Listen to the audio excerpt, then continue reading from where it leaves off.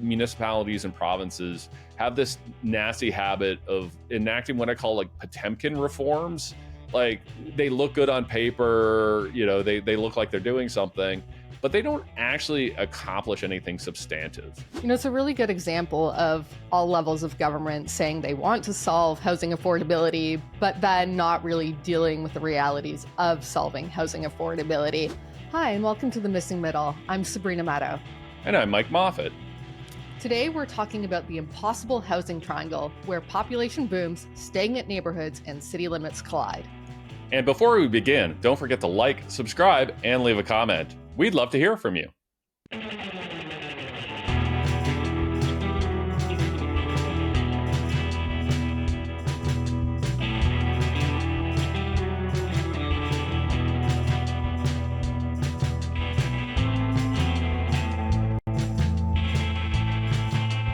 So, Sabrina, we had a pretty interesting week last week as a reporter asked newly minted housing minister Gregor Robertson if he felt that housing prices need to go down, to which the new minister responded, "No, I think that we need to deliver more supply, make sure the market is stable. It's a huge part of our economy."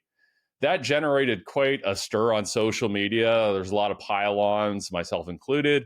But the minister did not back down. He clarified that the question I answered was about reducing the price of a family's current home, which for most Canadians is their most valuable asset. So, since you're our resident millennial and our resident future first-time homebuyer, I need to know, what was your reaction to the housing minister's suggestion that home prices don't need to fall? Well, judging by his comments, I might never be a home buyer because that's essentially what he's telling the young people of Canada. I mean, in short, he's wrong. He's just so wrong. Prices do need to fall. Like, it's common sense. That's the math if housing is ever going to become affordable. Mike, you actually did the work on this a while back, breaking down the math. And you found that if home prices in Canada remain the same and we solely rely on the plan of incomes catching up to restore housing affordability, it could take 20 to 40 years in high cost regions like Southern Ontario and lower mainland British Columbia for anything resembling affordability to come back. Now, you keep in mind that millennials are already the older ones in their early 40s, Gen Zs in their 20s. I mean, you're talking about shutting entire generations of Canadians out of homeownership, affordable homeownership at that point, which should be an absolutely non-starter idea. Continuing on what he said, young people also don't want to just live in government-funded social housing. Young professionals and middle-class workers with jobs who work hard want the dream and opportunity of homeownership. They want choice. So if he's truly saying the plan is to make younger generations permanent forever renters, there seems to be no further thought about the financial and social implications of that. How do we have the same economic opportunities baby boomers had? How do we save for retirement? How do we actually grow families? Not to mention the disenfranchisement that comes with not being able to buy into an economic system. So that's a dangerous idea, really. But even if for a second we say that young people did want to live in mass-produced government affordable housing, even if, and I don't believe the government has the capacity to do this, but if it was built at the scale it would need to be to provide widespread affordability, market values would still be impacted. You can't just build all these rentals that would be affordable for millennials to live in and then not have it impact the market, like the rental market, the private rental market, or housing values in general. Like, you can't have it both ways. The math doesn't math. So overall, his comments were massively discouraging, and it really felt like we were back a few years ago in the early Trudeau years of not saying the words housing crisis, certainly not acknowledging that prices, yes, do need to come down. And we're just in a world of denial and magic math. So I know a lot of younger Canadians, in fact, anyone who cares about housing, was really discouraged to see those comments. And, let's hope they were just a rocky start in a media flood, because if that's the actual policy and plan the new Carney government is planning to move forward with, there's not going to be much hope for affordability in this country anytime soon. But this also raises the obvious question of how did prices get so out of control in the first place? We've had a number of pieces here at The Missing Middle that dive into this question, including One you wrote, The Impossible Trinity That Broke Canadian Housing, and we'll link to that in the show notes. Mike, what exactly is the Impossible Trinity? Yeah, so it's one of the things that has broken the housing market. And, to go to your point, it is broken. When I hear the housing minister say that, oh, we're going to keep prices flat and, eventually things will become affordable again. Well, that means that my daughter in grade 8, will have to wait till she's 50 to buy a home, which, is completely ridiculous. So to this question of how did the prices get out of control, there's a number of factors. We can look at a variety of things like interest rates and the money supply and all kinds of things. So this isn't meant to be kind of a theory of everything. The Impossible Trinity, for instance, doesn't really explain the U.S. subprime home crisis and that kind of thing. But I think it explains a lot of what's happening in Canada and has happened in Canada over the last 20 years. So it's not a theory of everything, but it's a theory of a lot of things. And here's what it is, that governments across Canada are really trying to simultaneously accomplish three things that are fundamentally incompatible. The first is that they're trying to stop cities from growing out, right? They're trying to stop sprawl. They want to stop cities from growing bigger and bigger and bigger. The second thing that they want to do is keep existing neighborhoods from changing too much. You talk to any municipal politician, look at any municipal official plan, that kind of thing. They talk over and over about the character of the neighborhood. We can't change the character of the neighborhood. We have to kind of keep things essentially frozen in amber. And the third thing is we want population growth through immigration and also, international students and that kind of thing. This is challenging for governments, in part because no government owns all three of these pieces. So, for municipal governments and a little bit for provinces, they really can only control the last two pieces of the trilemma, the keeping neighborhoods from changing too much and stop cities from growing out, because they basically have to treat population growth as something outside of their control. So cities have a choice to make. I mean, they can either allow cities to grow out, or they can allow cities to grow up it's kind of a gentle density kind of way. But they're really choosing to do neither. And the country as a whole really has to choose to do two of these three things. They can't do all three. So, are there any places that are doing two of those three things right now? Yeah, I think there are. So there are places that aren't overly concerned about places growing out. So, Saskatchewan, for instance, Regina, Saskatoon, they don't spend a lot of time being overly concerned about, the city growing out. I mean, there are concerns, but it's not something they're hyperventilating about. Cities in Texas have, grown out. They are increasing density as well. There are some good measures there. But historically, a lot of these cities in the U.S. South really haven't worried that much about cities growing out. They say, okay, people need homes, and this is the way to do it.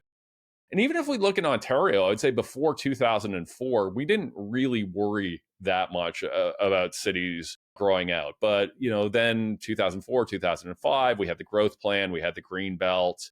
The province really started to worry about these things. And, that worked a little bit in some areas where populations didn't grow all that much. Because that's the other part of the triangle. If your population is not growing that much, then you don't really have to worry about out versus up. So think like Atlantic Canada before COVID. They didn't really have to think about this up versus out thing very much because they weren't growing all that much. So, I often hear that housing's been in crisis since 1980 or whatever. But if you look at Southwestern Ontario, housing affordability didn't change much at all between 2004 and 2014. Homes were affordable in 2004, they were affordable in 2014. And in fact, parts of Southwestern Ontario actually got more affordable. Think of Chatham, Kent, and Windsor, mostly just because of, the decline of manufacturing and so on.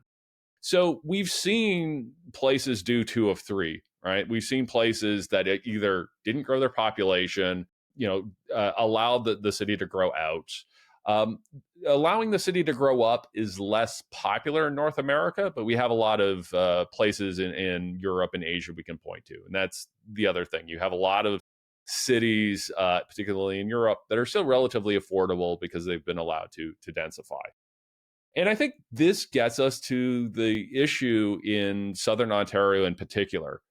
When the province enacted the growth plan of 20 years ago, they didn't allow the cities to densify, right? So we couldn't grow up, we couldn't grow out. And then once our population really started growing across the province in 2015, the triangle hit and we got prices that are completely out of control.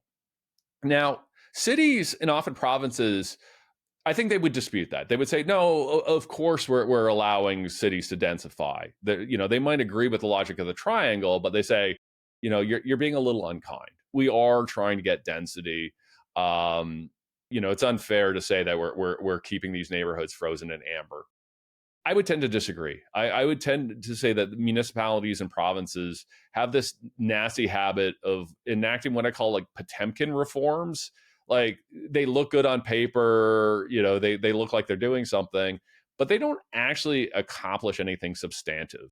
And there's a really good example in your neck of the woods of the GTA around fourplexes in Etobicoke. So can you walk us through what's happening there? Because I think it's a really good example of cities claiming to legalize density, but not actually legalizing density. It's a really good example of all levels of government saying they want to solve housing affordability, but then not really dealing with the realities of solving housing affordability. And this example in Etobicoke is perfect because it represents how hard it is to actually build more housing, even when the rules imply it's allowed. So what happened in Etobicoke is a developer wants to replace one single family home on Kipling Avenue with two fourplexes, 8 family-sized units over 1,000 square feet each, near transit, no parking to keep costs down. These units could have sold for $700,000 to $800,000, which is way less than the typical $2.5 million for a new single family home in that area. So this sounds like the ideal missing middle housing we've been talking about and that politicians say they want, right? But not so fast, because the local committee and appeal body said no to this development. And this is after the new Toronto bylaws came in spring of 2023, which were intended to make multiplexes like fourplexes easier to build across the city, including in suburban areas. So why did this happen? It's a story as old as time these days. The neighbors freaked out. The development was too tall, too big, no parking, too much traffic. It'll ruin your neighborhood's character. 14 objection letters piled in, with some calling it a quote unquote monstrosity. And the city's process, unfortunately, let these complaints win because the project needed minor tweaks or variances, which then allowed NIMBYs to challenge it and the committee to ultimately veto it.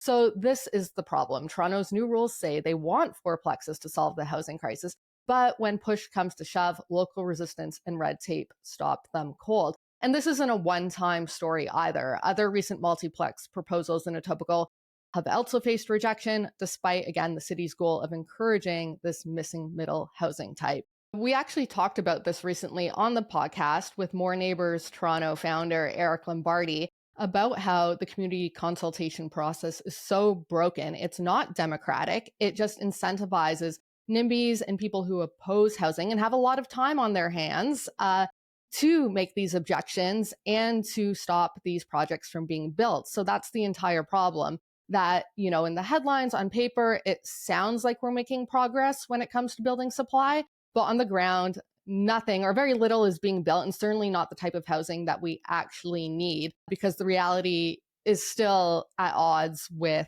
the stated goals. So in our group chat, you've actually talked about similar issues in Ottawa, where the city is instituting gentle density reforms that sound great, but also might not accomplish much. So can you break down what's happening there? Yeah, absolutely. And I don't want to be overly harsh on the city of Ottawa. So, because they are doing some good things.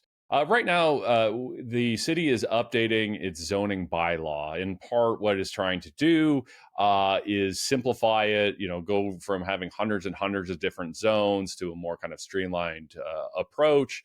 And there is some, beneficial things in there. They're changing parking minimums. They're allowing a little bit more density on major arterials. I think that's good. It's probably not going to help families all that much, or at least families with kids all that much. Not the most family friendly locations, but it's something. But interesting, one of the things that they're doing is, they have different zones and they're allowing kind of fourplexes by right, sixplexes by right, and so on. But in the kind of urban and suburban areas, close to downtown, they are retaining a two-story height limit. And along with some of the, other rules around setbacks and things like that, they're kind of saying that on the one hand, you can build a sixplex or whatever, but on the other hand, you really can't because of all these land limitations. Again, you can't on the lot, you can't really build out enough. You can't really build up enough because they're putting this two-story limit on. Now, interesting, like once you get like way out of the developed area of the city, there, the area kind of outside of Ottawa's greenbelt, they are allowing three stories everywhere. So it's this weird thing where the places that you would actually want to build fourplexes, they're keeping at two stories. And the places that probably wouldn't build any density in the first place, they're saying, okay, you can have three stories. So it's a big thing where, the city is kind of saying, yeah, we're legalizing fourplexes, we're legalizing sixplexes, we're going to get all of this density, but they've put so many restrictions on it. And in particular, if you look at the zoning map, where the most restrictions are in the kind of richest neighborhoods, right? So they're also kind of exempting, fairly well-off homeowners from having to deal with densification, right? They're trying to keep these neighborhoods frozen in amber. And I live in one. I live in the Glebe, which is one of those neighborhoods that the city is saying that we're not going to make that many changes. We're not really going to densify it, even though it's a prime area. It's walking distance to Parliament Hill because it's basically a bunch of people who look like me and have my kind of homeowner wealth and income would revolt if the city tried. So they're backing off on it. So it really kind of shows a trilemma where jurisdictions can claim they want to do all three things. But at the end of the day, they're really not willing to institute the level of densification necessary to make sure that home prices can become affordable and stay affordable.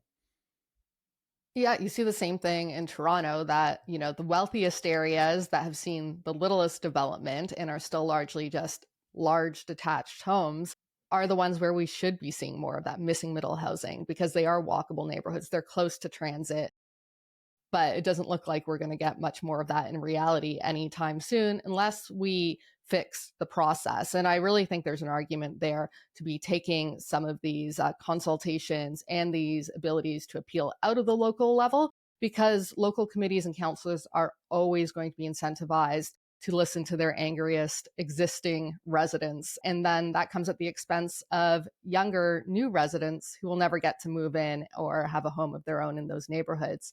So, Mike, if the trilemma is breaking housing in much of Canada, how do we actually fix this? Well, I think there's a couple things. So I think we need particularly higher orders of government, the province and the federal government, to be realistic on how much densification is actually going to happen. We keep overestimating it in part because we're not kind of addressing all of these other structural barriers. So I think they need to have realistic estimates of densification and then going, okay, if we're only going to get this much densification, either we need to let cities build out more or we need to tamp down on population growth, right? But you can't have it all ways. I think the second thing that we need to do, particularly at the provincial level, though the federal government can do this, is setting minimum standards for cities. I think some of these decisions have to be taken out of the hands of municipalities and set minimum standards where the province says, no, you can't have a two-story height limit. That is unreasonable. We're going to make it three-story minimum across the province. And that doesn't mean that every house is going to be three stories. Certainly not. Just saying that you could build that if you want to. But I think at the local level, it just gives too much control to the voices that veto, where if it's done at a higher order of government and the rules are set equitably across the province, then I think that's a bit easier to do. I'm not optimistic that our provincial government will do this. Maybe the federal government could require it as part of a revised housing accelerator. But I think that's it. I think it's, getting some real reforms to densification, but also some realism about how much densification we're actually going to get, and then adjust our other policies accordingly. Absolutely. Well, thank you everyone for watching and for listening, and to our fantastic producer, Meredith Martin. And if you have any thoughts or questions about trilemmas or triangles, please send us an email to missingmiddlepodcast@gmail.com. We'll see you next time.